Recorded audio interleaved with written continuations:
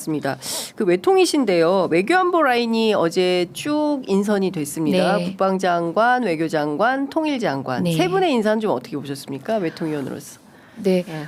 조금 뭐 이미 깐깐하게 말씀해주세요. 네네. 깐깐하게. 네. 이미 이제 그 회자되던 네. 인물들이시긴 했는데 음. 사실 저는 거슬러 올라가서 위성락 안보실장부터 바라본다면 네. 소위 외교 정책에 있어서는 나름 보수성을 가지고 있으면서 안정감을 기반으로 해서 또 대통령의 결단과 상상력을 조합한다면 좀 이상적이다라는 생각을 했고요.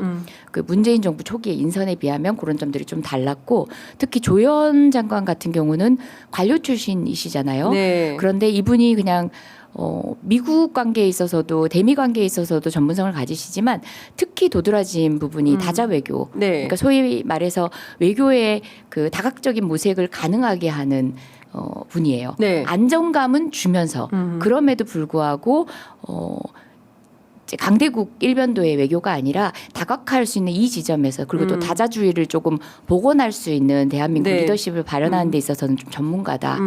저는 그래서 균형감 있게 하셨다라는 생각이 들었고요. 정동영 장관님으로 말씀드릴 것 같으면은 이미 한번 장관을 한 네. 적이 있는데 사람들은 그렇게 얘기합니다. 근데 그렇기 때문에 본인으로서도 되려 어떻게 보면 더 큰 자리 흔히 얘기할 때 기대하실 수도 있고 그런데 기꺼이 수락을 하셨을 때는 우리가 대북 문제나 통일 문제를 바라보는 관점이 그때와 같은 측면도 있고 또 다른 측면도 있고 네. 그런 노하우가 어떻게 발현될 건지 기대되는 지점들이기도 해요. 그분도 기꺼이 나서주셔서 네. 일꾼으로 쓰이는데 동의하셨고 또 그런 일꾼을 쓰겠다라고 생각한 것도 저는 하나의 묘수였다는 생각이 듭니다. 그래서 외교 안보 라인에서 뭐 우리 안보실장까지 포함해서 저는 굉장히 의외의 기대도 네. 하고 있습니다. 네. 아, 나쁜 말은 하나도 안 하시는데. 두고 보십시오. 부족하면 네. 지적할 겁니다. 예, 부족하면. 예, 냉정한 평가였습니다. 그 통일부 어제 저희가 이제 취재를 하니까 통일부 명칭 변경 여가부를 네. 뭐 성평등 가족부로 그다음에 이제 환경부를 기후에너지부로 그리고 이제 통일부를 한반도 평화부로 이렇게 바꾼다는 얘기가 있더라고요. 네. 근데 이것은 사실 문재인 정부 때도 실제로 많은 학자들이 제안을 해서 추진을 하다가 안 됐었다라는 얘기를 제가 들었는데 그 외통위 차원에서 통일부가 한반도 평화부로 명칭 변경을 하게 되면 아무래도 역할도 달라지지 않겠습니까? 네, 사실 논의가 오랫동안 있어 왔는데 그것은 명칭 변경에 대한 논의라기보다는 네. 통일부가 보면 어떤 상황에 따라서 부침이 많아요. 어떨 때는 몰아치는 일들 때문에 네. 기존의 인력으로 감당이 안 될 맞아요. 정도로 예. 일들이 몰아치고 또 어떨 때는 대비해야 되는 여러 가지 일들이 있음에도 불구하고 국회에서 특히 이제 지금의 야당이 동의하지 않죠. 지금 뭐 모멘텀이 없는데 뭐 통일부 이런 예산이 왜 필요하냐라는 식으로 해서 깎아 뭐 네, 이런. 흡사 정상회담이 있거나 남북대화 채널이 있을 때만 필요한 부처인 것처럼 네. 취급하는 것들이 뭐 명칭에서 비롯되기보다는 예. 기존에 우리가 생각하고 있는 통일부의 역할에 한계가 있지 않았는가 네, 네, 네. 그런 측면에서 계속 논의가 있어 왔던 것이고 그게 구체적인 어떤 워딩을 통해 가지고 조합이 돼서 부처 이름이 되건 간에 네. 없었던 논의가 아니고 필요한 논의기도 하고 특히 또 통일에 대한 거대 담론에 대한 사회적 합의가 또 필요한 시점에서 네.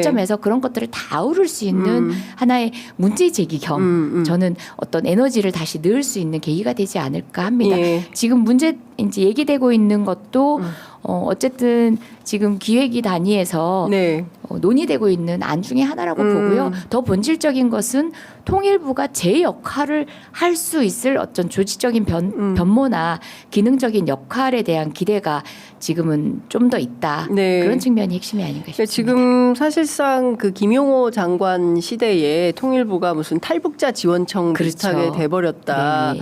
그리고 북한 인권부처럼 돼버렸다. 그래서 이거를 조금 새로운 남북 관계로 변화 발전하기 위한 새로운 역할 조정이 필요한 거 아니냐 이제 이런 의견들이 있던데 관련해서 또 국회에서 지적이 있으면 저희가 어떤 논의가 진행되는지 지켜보도록 하고요. 네.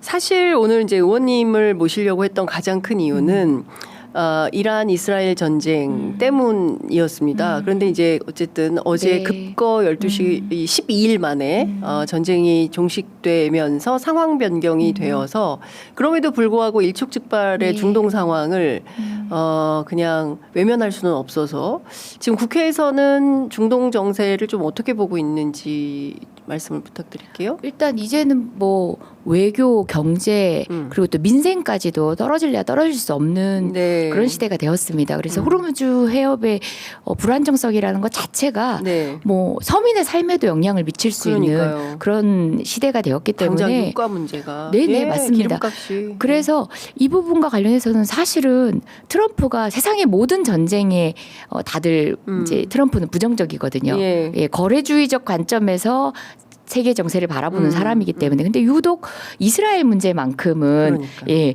그렇지 않은 입장이었는데 그럼에도 불구하고 트럼프 역시도 호르무즈 해협 등 중동의 불안정성이 본인 국가 또 본인의 그런 경제적인 손익계산에 어떤 네. 영향을 미치는지를 너무 잘 알고 있는 사람이에요. 그래서 오래 갈 리는 없다. 하지만 분쟁이라는 것들은 네. 한번 이제 그 불붙은 다음에는 누가 컨트롤할 수 있는 거 아니기 때문에 염려가 예. 됐던 거죠. 예, 예. 그리고 뭐 어쨌든 간에 이런 상호 간의 이런 노력들이 네. 지속될 수 있기를 바라는 것이고요. 결국 우리 알고 있죠. 평화는 계속된 노력이 필요한 거지. 맞아요. 이런 합의가 어떻게 예. 지속될 것인가는 여전히 감시가 필요한 지점입니다. 그렇습니다. 계속 예의주시하면서 예. 보고 있습니다. 평화가 경제고 평화가 네. 밥이다. 사실은 이게 노무현 김대중 노무현 문재인 네. 계속 이어지는 이 노선이 지금 이재명 정부에서도 굉장히 중요한 노선이 될 것 같고요.